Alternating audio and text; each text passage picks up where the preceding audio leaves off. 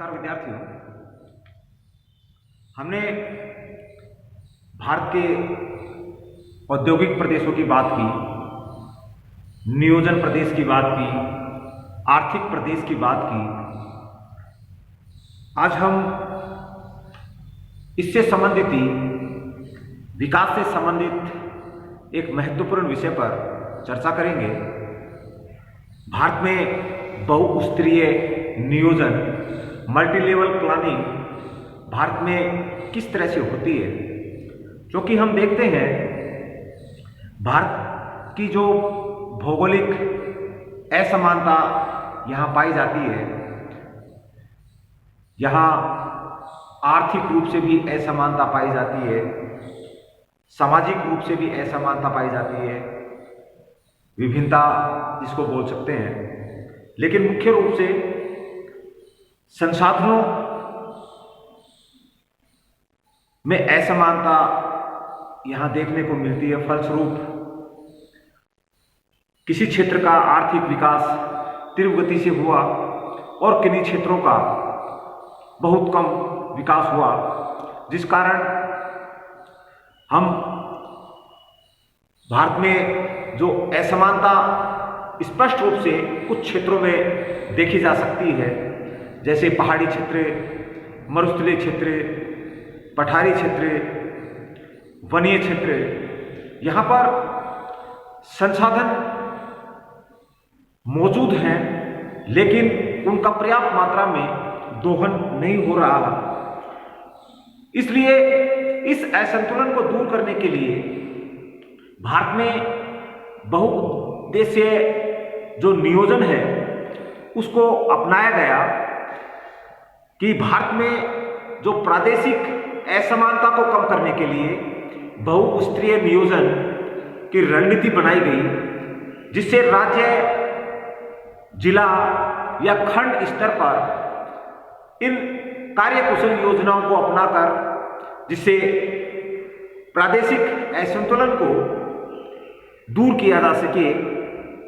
क्योंकि यह जो नियोजन है, बहुउद्देशीय नियोजन है, यह केंद्र से राज्यों को, राज्य से जिलों को व विकास खंडों को वित्तीय साधनों का स्थानांतरण किया जाता है। यानी केंद्र से राज्य को, राज्य से जिला और जिला से विकास खंड जो स्तर होता है वहां तक वित्तीय संसाधन उपलब्ध कराए जाते हैं। और ये स्थानांतरण उन्हीं क्षेत्रों में ज़्यादा होता है जो अधिक पिछड़े हुए होते हैं, वहाँ पर आर्थिक जो संसाधन है वो ज़्यादा उपलब्ध कराए जाते हैं। यहाँ क्षेत्रीय विकास के लिए अपनाया गया एक स्तरीय नियोजन एक क्षेत्र विशेष को ही विकसित करने में सहायक होता है, क्योंकि किसी क्षेत्र की अगर हम बात करते हैं वहाँ पर हम पर्याप्त मात्रा में आर्थिक संसाधन मौजूद करवाते हैं, वहाँ प्राकृतिक संसाधन मौजूद हैं, तो एक क्षेत्र विशेष ही वहाँ आर्थिक रूप से विकसित होगा। लेकिन अन्य जो क्षेत्र हैं वो अल्प विकसित रह जाएंगे। तो इसलिए एक स्तरीय जो प्रारूप है केवल एक क्षेत्र को ही विकसित करने में सहायक होता है।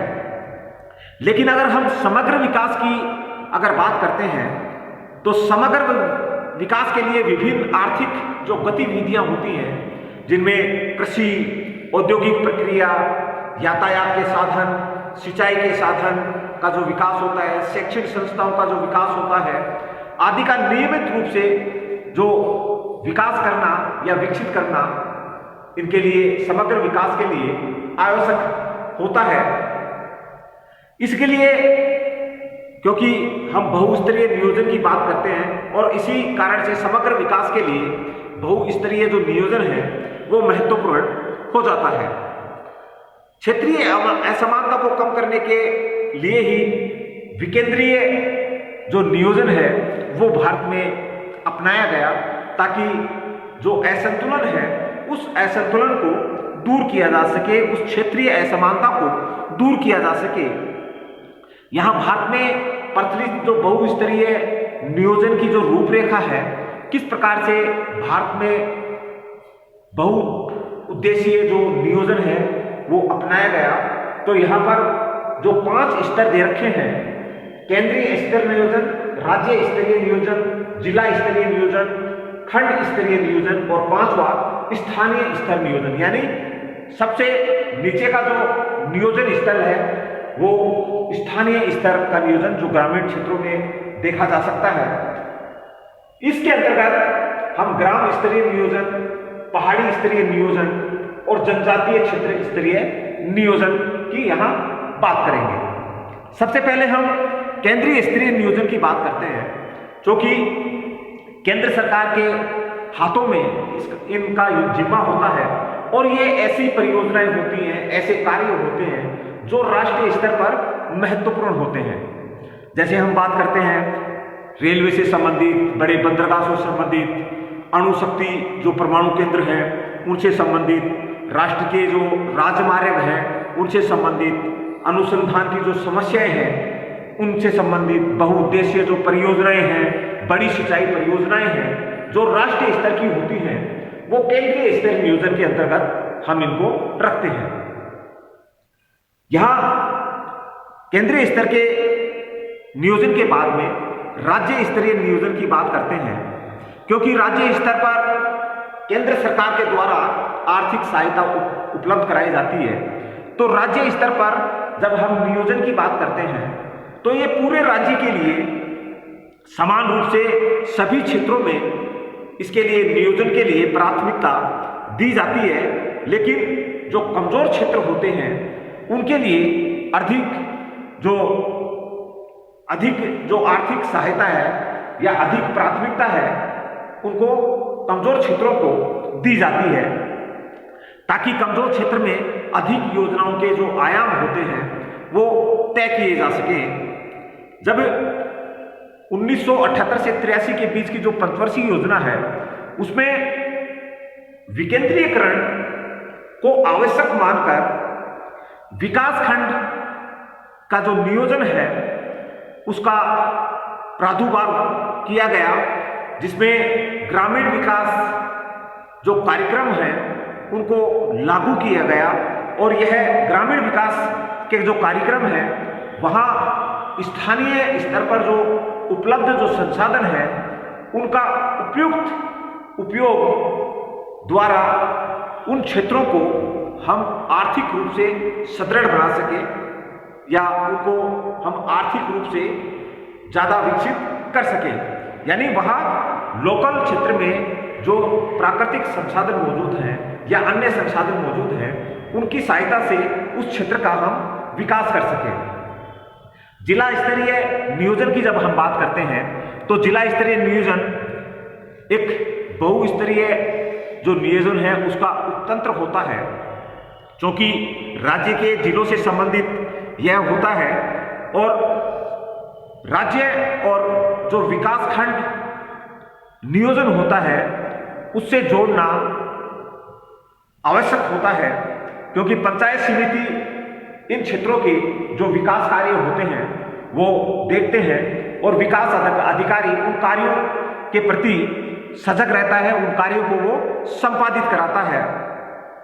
यहाँ जो पंचायत समितियां होती हैं, विकासखंड होते हैं, वहां से स्थानीय स्तर का जो नियोजन होता है वो आरंभ होता है और ये नियोजन विकासखंड और ग्रामीण या स्थानीय स्तर पर यह पहुंचता है।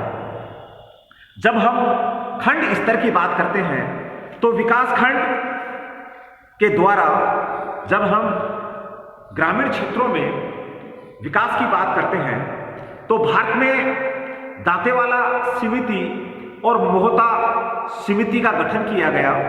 इसमें माना कि विकासखंड नियोजन की प्राथमिक इकाई होती है।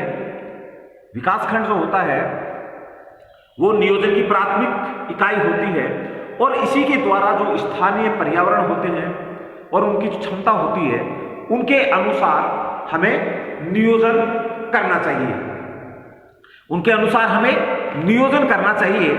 और इस खंड स्तर पर जब हम क्रियाओं की क्रियान्वित करने की बात करते हैं, जो क्रियाएं संपादित होती है विकासखंड में, किन क्रियाओं को हम संपादित कर सकते हैं, क्रियान्वित कर सकते हैं, जैसे कृषि कार्य से संबंधित है, गौण सिंचाई के जो कार्य हैं वो हम इनमें शामिल कर सकते हैं, मृदा संरक्षण है, जल संरक्षण है, पशुपालन, मुर्गी पालन, मत्स्य की जो क्रियाएं संपादित होती है इस क्षेत्र में छोटे स्तर पर, उनको हम शामिल करते हैं। कृषि उत्पाद को जो प्रसंस्करण है, कोल्ड स्टोरेज का जो कार्य है,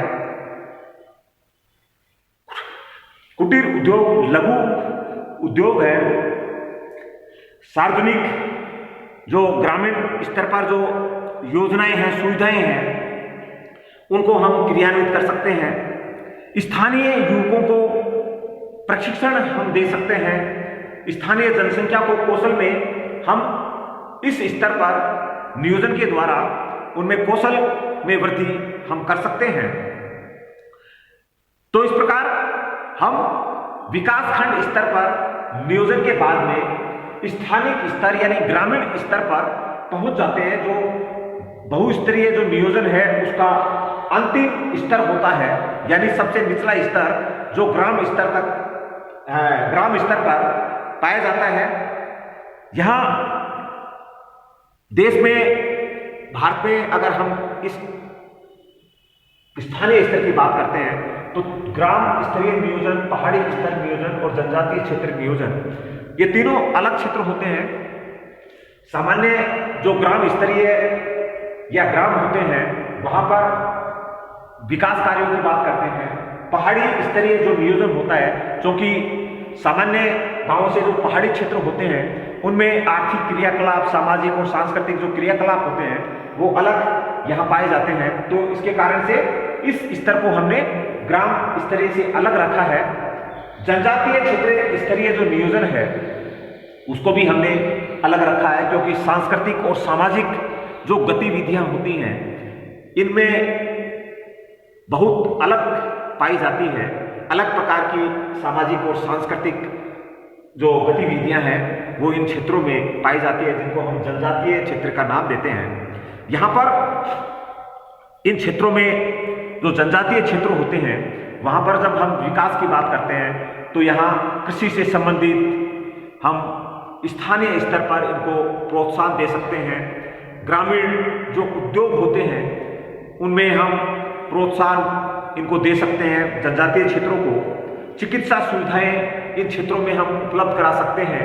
महिला और बाल विकास की हम यहाँ बात करते हैं तो इन कार्यों का भी यहाँ क्रियान्वयन किया जा सकता है, जिनके द्वारा यहाँ पर इनके स्वास्थ्य का जो स्तर है वो बढ़ सके।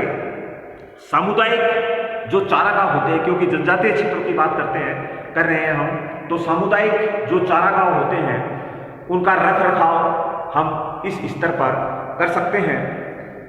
ग्रामीण क्षेत्र की जो सड़कें होती हैं, जनजातीय क्षेत्र के जो ग्रामीण जो क्षेत्र होते हैं उनकी सड़कें, उनके पेयजल की जो समस्याएं होती हैं, टैंक हैं, कुएं हैं, उनसे संबंधित कार्य यहाँ हम संपादित कर सकते हैं।